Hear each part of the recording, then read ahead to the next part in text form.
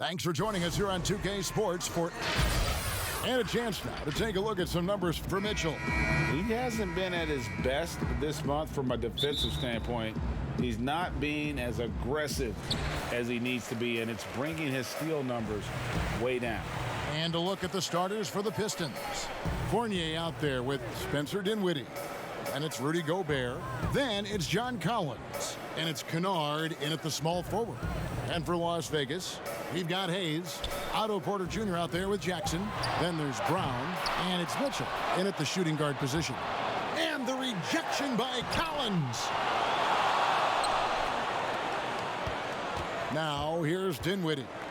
A dependable source of points for his team, averages just under 24 points a game. In Las Vegas, they've gone 0 of 3 from the field to start the game. And you look back at that 2013 draft, just call it the year of the sleeper Euros. Giannis Antetokounmpo taken 15th, and this guy, Rudy Gobert, selected with the 27th pick. Kennard's shot is off. Las Vegas has gone 1 of 2 from long range in the first quarter. Gobert pulls it in. And they're 1 of 5 to start this game. Just really haven't gotten into a flow offensively. Here's Fournier at the tip, and there's Gobert putting it right back in. Oh, smooth. Guys, very good job getting himself in close enough that he could just tip it back in. Well said. Those kind of plays in the offensive glass can tell the story sometimes, can't they? Now, here's Mitchell. He had a 27-point outing in their last game against Indiana. And, you know, Greg, hindsight always being 20/20. The Greek Freak and Gobert probably go first and second in that 2013 draft. Yeah, and Steven Adams probably top 4. The common thread, all of them play a hard-nosed style, not something that's always associated with foreign-born players, but they're erasing that perception. And the bucket is good. 3-point play chance here for him. Yeah, going hard to the rack, making a statement here early on. Yeah, GA, I mean, great look, high percentage shot. That's the efficiency you're looking to establish. Now, here's Fournier. He had a 27-point outing in their last game against Phoenix. It's Fournier on the wing. That 3 off the mark. Oh, they get away with it here, but that's not a shot you should ever be giving him. 1:32 left to play in the first quarter. Passes it to Mitchell. Shoots over Fournier, and it's Mitchell missing. The setup's good. That's the shot they're looking for, but you can't get them all to go. Here's Kennard. And 2 shots coming up at the line as he gets fouled on the shot. And the foul goes against Las Vegas. It's his first trip to the line. That one falls, so he hits both of them. Oh, you can get spoiled watching him at the line. I mean, you just expect him to make every one, every time. Mitchell outside. Brown against Dinwiddie. Brown the pass to Mitchell. Shot from the low block. Las Vegas again missing. Pistons trailed by 4. 51 seconds left to play in the first quarter. Fournier. Oh, and that one had the right spit on it, and it is good. Oh, they've tailored their offense around him. And let me tell you, he loves playing in this system. Mitchell outside. Beyond the arc. Rebounded by the Pistons. He's not using his head this quarter. He's got to get back to finding high percentage shots. Pass to Fournier.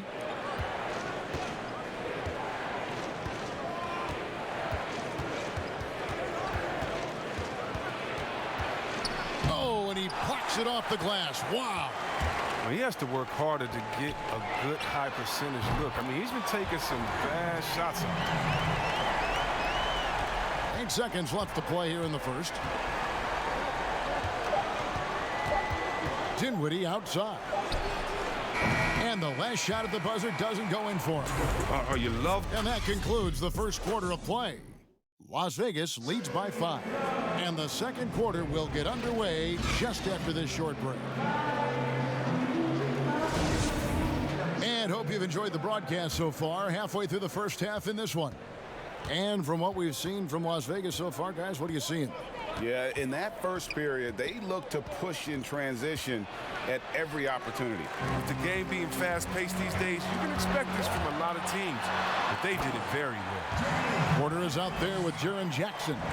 Then it's Donovan Mitchell. Then there's Jaylen Brown. And it's Hayes in at the 5. Home in the paint. And now, brought to you by Gatorade, all fueled up and ready to go. Let's reset our lineups. And Detroit, looking at who they've got. John Collins is out there with Gobert. Then there's Spencer Dinwiddie. Then it's Evan Fournier. And it's Kennard in at the 3 spot. And it's Mitchell missing. And here's Fournier. He brings it up for Detroit. It's a 5-point game. They'll be playing host to Portland for their next game. And that's the first game in a string of 3 straight at home. Now, here's Dinwiddie. He had a 33-point outing in their last game against Phoenix. Yeah, and his offense fueled him on D2. He was more than a handful on that end, piling up the steals. And the dunk by Brown. Like the show of unselfishness from Porter, wanting to improve as a passer and hit his open teammates. Dinwiddie finds Fournier. Back to Dinwiddie. The 3. It's good from long range. Chris, when it comes to playing alongside another big guy, I'm sure you have to think of ways to complement each other. Not just him, but it's got to be a two-way street. Yeah, but it starts with chemistry. It starts with friendship. It starts with wanting to win. And I played with 2 big guys that come to mind that made me better. Juwan Howard there in Washington, just looking at him, throwing a oop. I would miss 2-3 shots in a row, and we'd look, and he'd say, I'll get you an easy one, big fella. And I would do the same thing to him. We're playing with a guy like Vlade that would say, hey, wait a minute, Bibby or Peja didn't get a shot. Set a screen for them, and he would pass it to them. And then the next play say, now it's your turn. You're open, because they're going to go over there to those guys. We already tricked the defense ahead. So guys that are smart, guys that can pass, and also guys that will say, hey, man, you look a little tired. Let's switch. I'll check Shaq this play.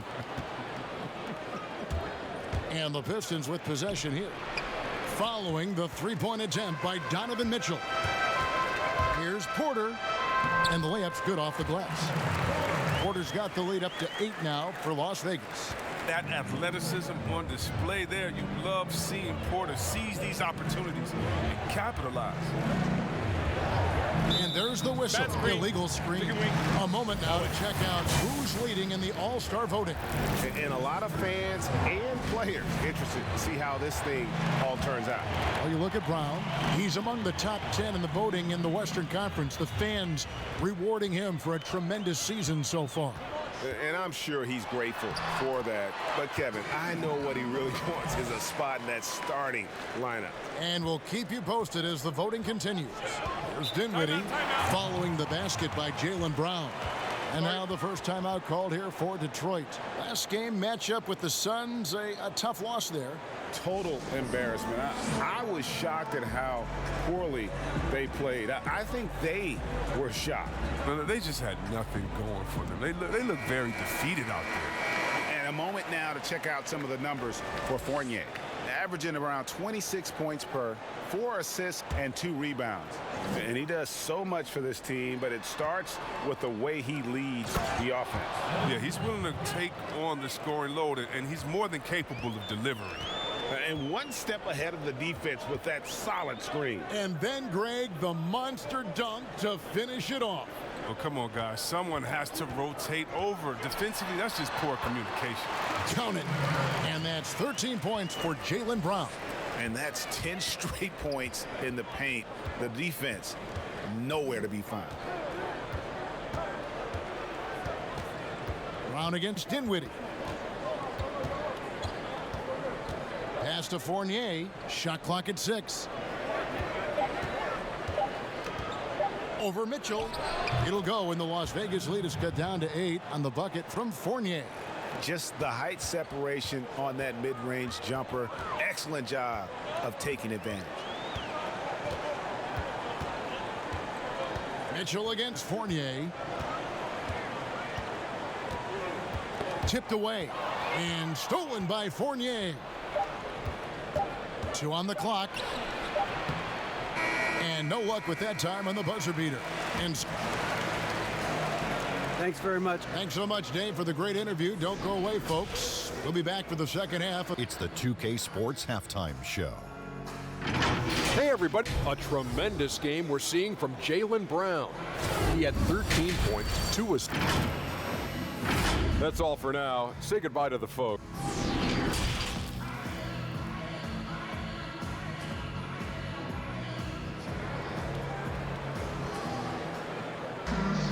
And we've got third quarter of basketball for you. 2 quarters in the books.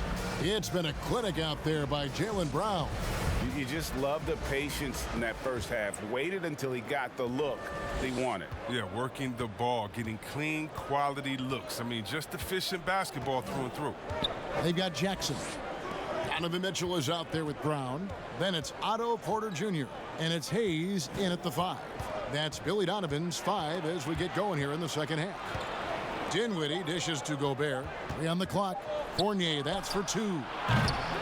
Here's Collins. Count the bucket. And he's got a free throw coming up as well. Now, with all the intensity he plays with, boxing him out is a chore. A tough one. And he's got his first chance at the line here. Well, his father played in the NBA. He grew up in Indiana. His father was a teammate of mine, Jaren Jackson, over at the Wizards. Took on Jordan, and those guys didn't do too well. Oh, and let me get back to it anyway. But for Jaren Jackson Jr., you could say the game was in his blood and in the water. Now, here's Collins. Following the miss by Otto Porter. Outside Collins. It's rebounded by Las Vegas. Jackson's got his 4th rebound in this one. Chris and Jaren Sr., a 3-point marksman, made sure his son worked on his perimeter shooting from a young age. Oh, yeah, shout out to Jaren Sr. And even as some of Junior's coaches wanted him to focus on his inside game, Dad knew better. He said, sooner or later, son, you're going to need that outside shot. And boy, was he right. Here's Kennard. Following the basket by Jaylen Brown. Got a hand on it. It's still early, but a 1-for-4 start to the half, that's a bad sign if you ask me. If they've got a can't-miss play, now's the time to break the glass and pull it out. Yeah, just nice strength there, and then just off with the shot. In Las Vegas, they've shot just 1 free throw earlier. 1 for 1 in the game. And they've had really good numbers all season from the free throw line. Well, you might think at 6'3" in shoes, Donovan Mitchell is undersized for the shooting guard position. But his combination of strength and length, along with the athleticism, help him to hold his own. Only 1 for 5 to start the half. I mean, whatever adjustments they made at halftime weren't the right ones. He's with it. Gobert on him. It's Brown on the wing. And foul on the shot, so he'll get a chance at the line. Right nowadays, teams looking for +6 players. That's a player whose arm span exceeds their height by at least 6 inches. Yeah, Donovan Mitchell, how about a +9? I mean, a little over 6'1" in socks with a 6'10" wingspan. Those long arms, the reason for the Spider nickname. Here's Kennard. And looking at his production, he averages a little more than 7 points a game. The pass to Fournier. Knocked loose. Over Mitchell. And it's out of bounds. The Pistons able to retain possession here. Here's a look at what's coming up for the Pistons. On Monday, they'll go up against C.J. McCollum and the Portland Trail Blazers. And then on Friday, they'll be facing Drew Holiday. And if I'm this team, I'm looking at this as a barometer to see how we stack up against some of the top teams in the league. They'll have to be at their best, but if they come out of this with some success, I think it'll build momentum for the rest of the run. Well, he's not going to get an easier look than that. You don't need to double team him, but you can't leave him all alone. Here's Brown. He just cannot miss. 8 up, 8 in. Flawless. And when you get this kind of shooting from him, 100% from the field, they're going to be tough to beat. Here's Kennard. Guarded by Porter, and the shot goes in. And the combination of his quickness and soft touch around the rim really allows him to pull off shots like that. A lot of players don't have the reverse in their arsenal. Now, here's Mitchell. He has 7. Again, Las Vegas score. And you see the ability to rise and fire from mid-range, even against that length. Yeah, the defender just couldn't quite close the gap all the way. Got burned for it. They grabbed their own miss. Gobert can't hit. I'd love to see them impose themselves a little more on the backboard. That's a great way to find confidence. Always a surefire way to get back in the game. I mean, really, that's just sheer tenacity. Brown exploiting the D with his drive and making them get physical with him. On the night, he's gone 2 for 2 at the stripe, so he gets them both. Pistons trail by 13. Dinwiddie outside. To the inside, Collins. And finished off by Collins. Oh, the movement off the ball is good. I mean, and the pass to hit him in stride is even better. With 1 on the clock, nice jump shot, good. Mitchell's got the lead up to 13 now for Las Vegas. And now let's go back to a play from earlier as we show you our State Farm assist of the game. Just true artistry right there. I mean, great decision on where to go with the ball, and how about the perfect delivery? How about the unselfishness? Night in and night out, we see guys trying to force their own agenda. Not that time. And we reach the 4th quarter in a game that may be already out of hand. On the court for the Pistons, Spencer Dinwiddie out there with Evan Fournier. Then it's Collins, and it's Rudy Gobert, and it's Kennard in at the 3. And for Brown, it's about consistently improving. We've seen flashes from him, but now it's time for him to meet expectations. And Brown drops them both. Out of Wheeler High School in Georgia, Jaylen Brown was ranked 2nd in the class of 2015 after Ben Simmons. All the powerhouses came calling. He went the unexpected route, choosing UC Berkeley. Now here's Dinwiddie, 6 to shoot, 13 feet away. Here's Gobert, and contact on the shot, so he'll be shooting free throws here. And I like the fact that the defense is looking to protect the rim at all costs. Good on the second free throw. And Cal Berkeley, not the biggest basketball program in the country, so Chris, what led Brown to go there? Well, former NBA All-Star Sharif Abdur-Rahim, another Wheeler High alum, took the same path. Look, Kevin, both of them welcomed the intellectual challenge. Now, Sharif, not only could he hoop, but now he's the president of the G League. And Jaylen Brown, he's the vice president of the Players Union. Back to Collins. That shot missing, and it's Las Vegas the other way. Mitchell looking it over.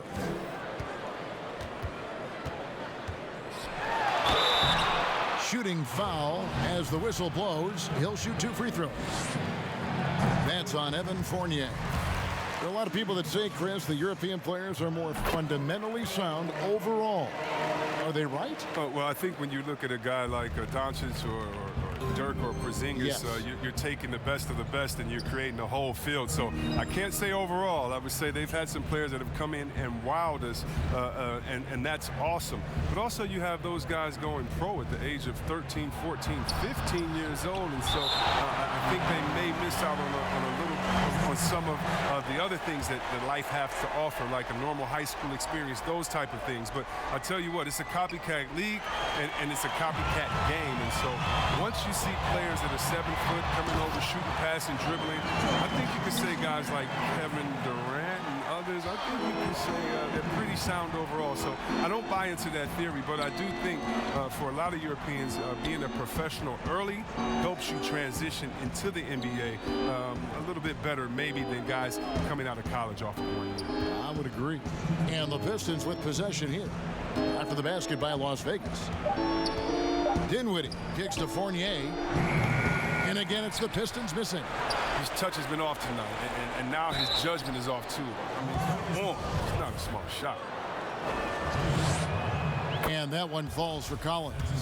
And with a younger generation of fans cutting the cord, Adam Silver has talked about ways, Chris, to make the games, the NBA games, more accessible.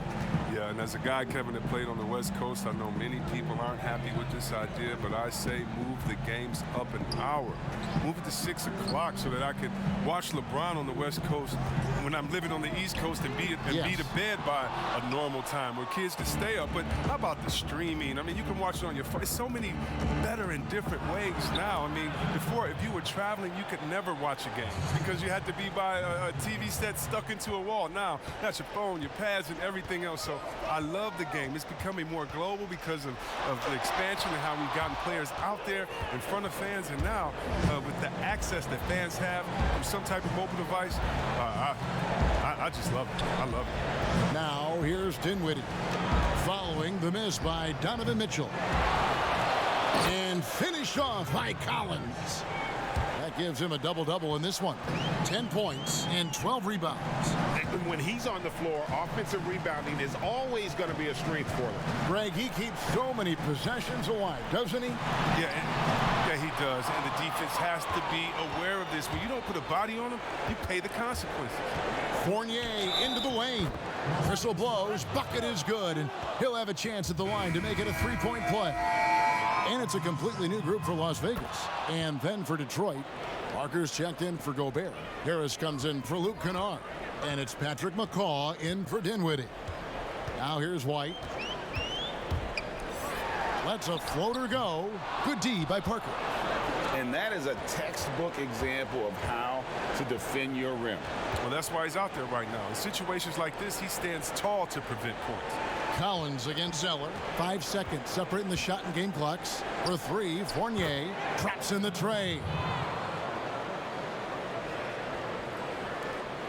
There's 14 seconds left in the fourth quarter. And now they decide to foul intentionally. And that's an intentional foul. He hits the first one, and that makes it a 7-point lead. So it gets them both, and it's an 8-point game. Now a timeout called by Detroit. They're trailing by 8. 12 seconds left to play in the final quarter.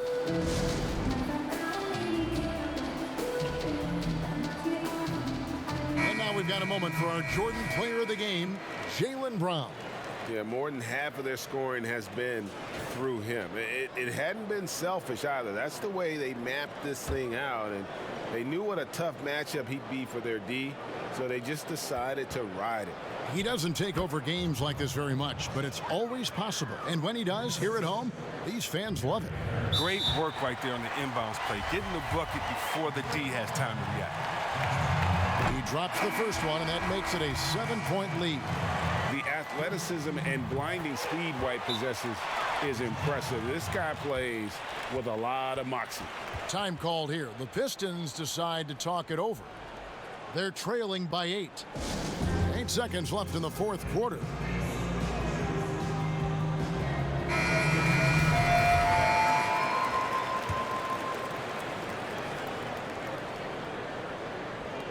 And here's Collins from outside. It's rebounded by Las Vegas. And here's White. We see Las Vegas get the win here. Some good competition, but the hometown advantage and their ability to stay focused.